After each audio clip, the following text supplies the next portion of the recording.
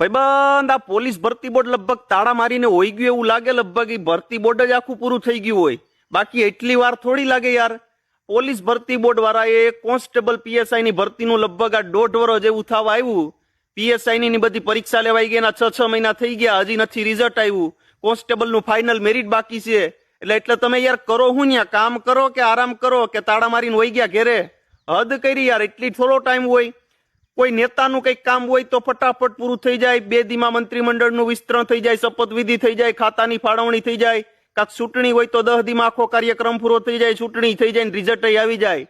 પણ પબ્લિકને કંઈક આપવાનું હોય, ખેડૂતને કંઈક આપવાનું હોય, યુવાનોને કંઈક આપવાનું હોય તો 1.5-2 વર્ષ સુધીનો ખેસાય જ રાખવાનું.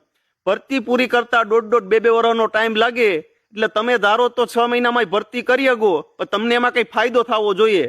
તમારા છોકરા નથી તૈયારી કરતા એટલે બધું ખેસાવે જ રાખવાનું, ખેસાવે જ રાખવાનું. હદ કરી યાર. આમ થોડું હોય. જરાક તો યાર કઈક યાર થોડુંક તો વિચારો પબ્લિક નું કે તમારું જ વિચારા કરવાનું છે. એટલે ગાયે યાર રિઝલ્ટ આપો, કઈક ટ્વીટ કરો, કઈક સમાચાર આપો. શું છે કાંઈ નહીં, બધું મભમ